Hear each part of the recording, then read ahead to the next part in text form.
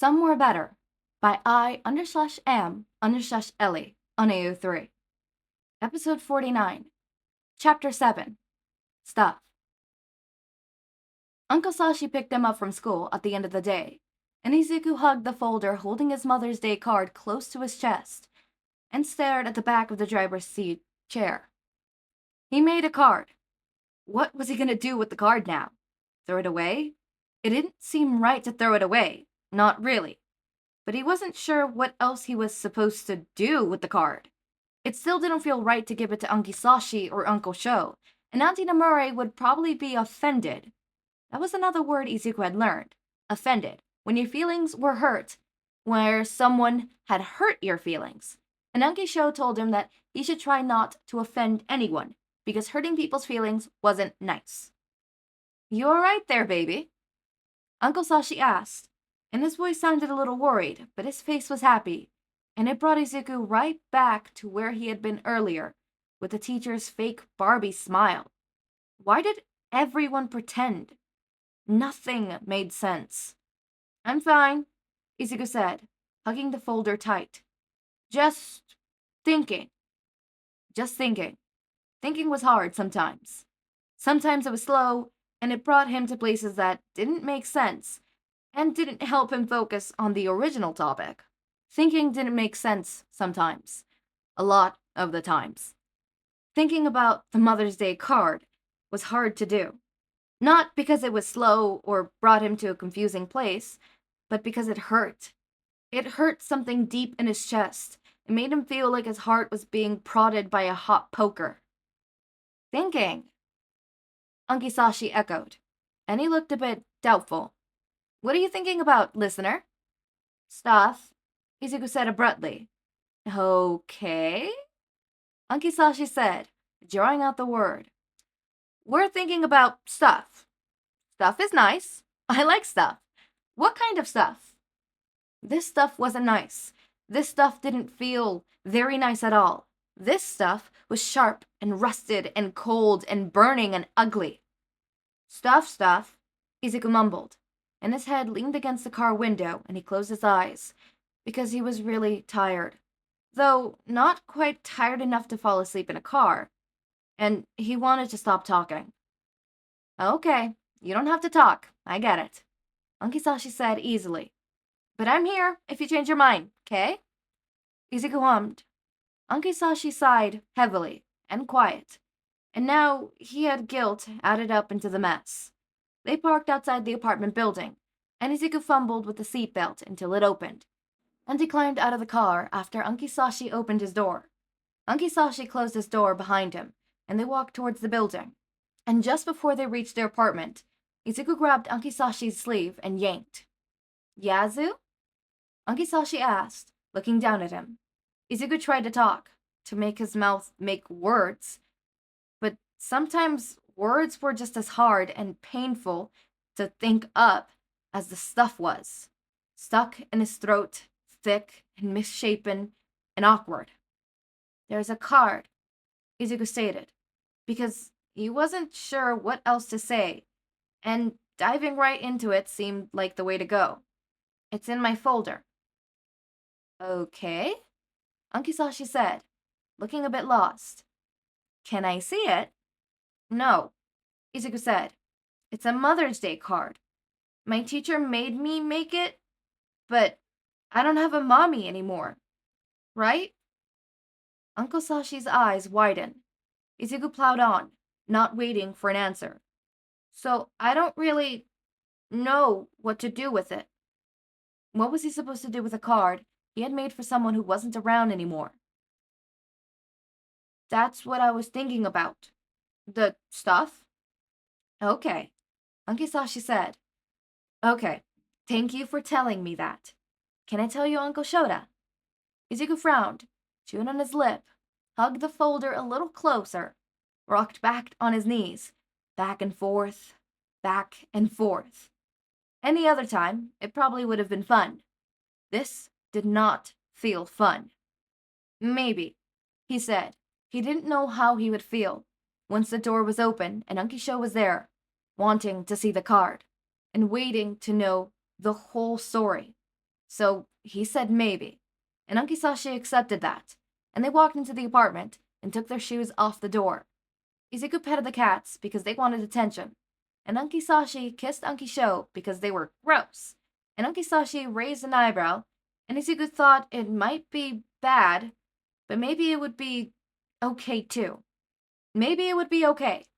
So he nodded, and Ankisashi told him what Izuku had told Ankisashi, word for word, and Ankisho sat on the couch and stared up at Ankisashi and nodded along, and when he was done talking, they both looked over at Izuku. Ankisho waved him over. Izuku sat down with Ankisho on the couch. Ankisashi kept standing. You don't have to keep it, Ankisho said matter-of-factly. You can throw it away, or you can save it. Put it somewhere. I don't know, Izuku said, eyes starting to burn a bit because that's what his eyes did. They started burning when he was sad or scared or angry or just because they could, even when Izuku didn't want to cry, told himself not to cry. Tell me what to do. I don't know what to do. Ankisho could tell him what to do. He was the grown-up. He was taking care of him. He could do that. He could. He could tell him what to do, and things would make more sense. I can't tell you what to do. Not in this situation. And all Izuku could think was, why? You have to decide by yourself. It was stupid. It wasn't important. It was just a card. Just a piece of paper. He hadn't even spelled Mother's Day right. He should throw it away in the bin, or out the window, or in the neighbor's sink disposal, or tear it into a million little pieces and burn it. That's what she should do. It wasn't important. It was just a card, and it felt like it mattered, and that wasn't good. He looked up at Ankisho, and he could tell his voice was going to be raspy before he even said anything. And Ankisashi looked like he was about to cry too, and Ankisho just looked tired. So tired, and his eyes were burning, and so was his face, and nothing felt like it made sense anymore. What can I do? He asked. 30 minutes of discussion later, and they drove away from the apartment building. The cemetery was an hour's drive away, and Shouta didn't like driving long distances, but he could make an exception for this, because this was important. There was that feeling of importance, of significance hanging in the air, pressing down on his shoulders, and he knew he couldn't mess this up. He couldn't. This was important. This meant something. This had to mean something. He was tired. He was so tired.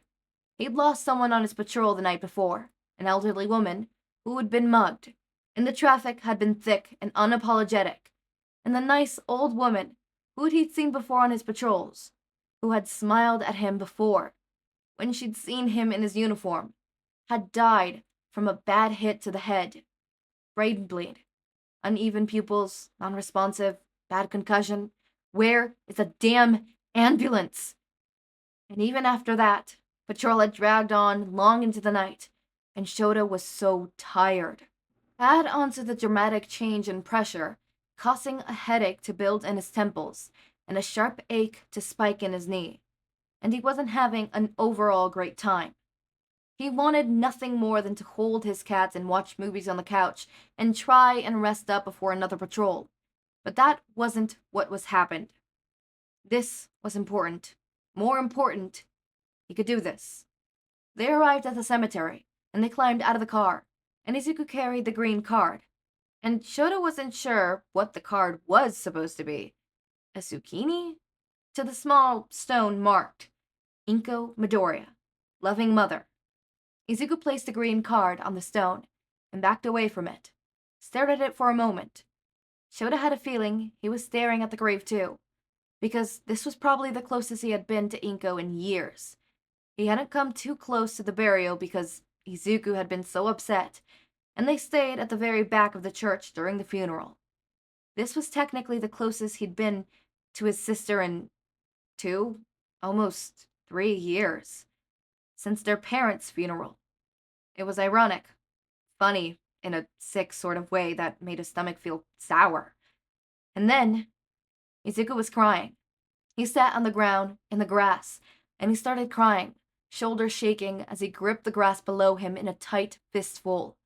And Shouta wasn't sure how to help, so he stood there, and he kept staring at the grave as his mind kept going back to the fact that his sister, Izuku's mother, was dead, and this was the closest he'd been to her since he was 18. It felt like a million years ago, even though, in actuality, it was less than 3. It was funny how life worked. How life had worked for Shouta. How life was working for Izuku, the boy who was crying on the ground and tearing up great clumps of grass and dirt.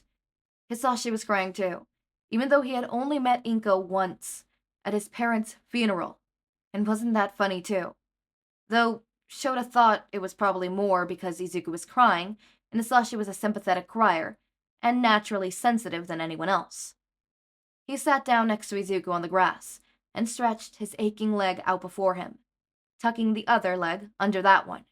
And he kept staring because there was a disconnect in his brain, something that he wasn't quite understanding, and it felt if he kept staring, then he would somehow understand, somehow found the piece he was missing. The child leaned against his side and continued to sob, even though the tears weren't falling anymore, and he shuddered and shook, and then he went still, breathing heavy. He was asleep. Hizashi sat down next to him on the grass too. Shouta leaned against Hizashi, leaned against his shoulder, and Hizashi moved until Shouta was tucked under his arm, rubbed at Shota's shoulders. And Shouta was glad that he didn't try and run a hand through his hair like he did sometimes at home, because too many memories, too many feelings were coming in at once, and he wasn't sure if he'd be able to handle it. Hours later, it started to rain. It had fallen down in buckets, large, fat drops that strung with the cold and drenched of their clothes in seconds. They were freezing on their way home.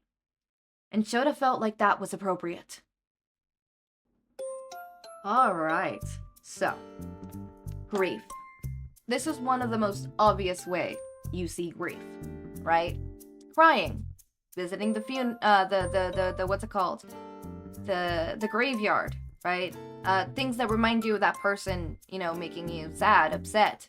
Izuku not knowing what to do with the Mother's Day card because he can't just throw it away, and feeling absolutely heartbroken because he can't give it to his mother anymore, right?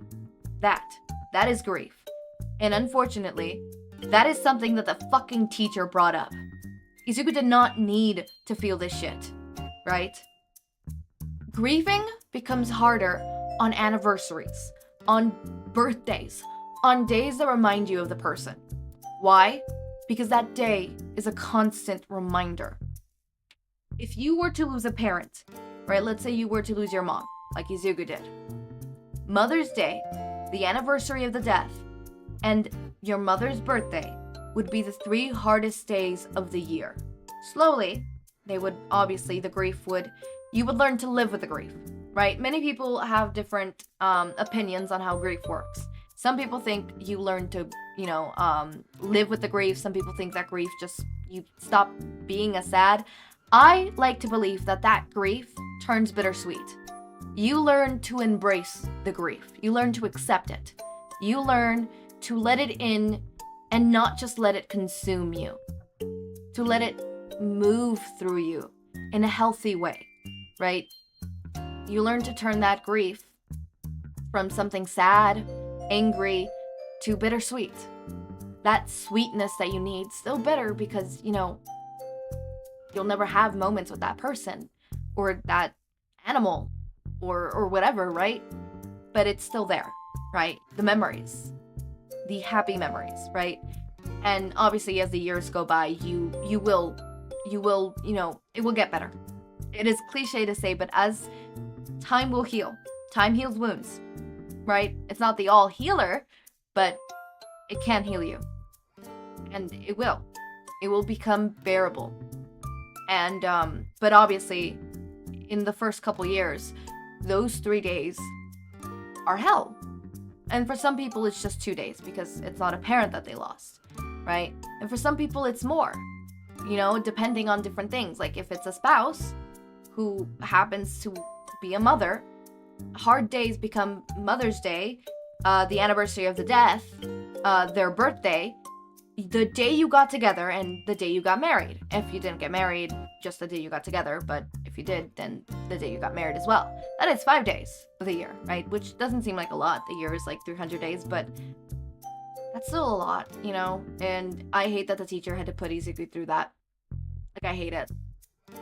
The teacher should know better. But then again, the teacher seems to be a quirkless bitch. Also, this chapter just again solidifies the whole thing of like Izuku kind of being coded, autistic coded in this fanfiction specifically, because I feel the lines, why do people pretend, it doesn't make sense, right? That was so autistic coded. That reminds me a lot of, what's it called? My OC, who's autistic and autistic. I said that weird. And, she often has problems because she always thinks it's weird but understandable at the same. Like, she used to think it's weird that people didn't just say what they mean, right? And then she literally learned, oh, okay, this is why people don't say it, right? Because she was into psychology for a short period, right?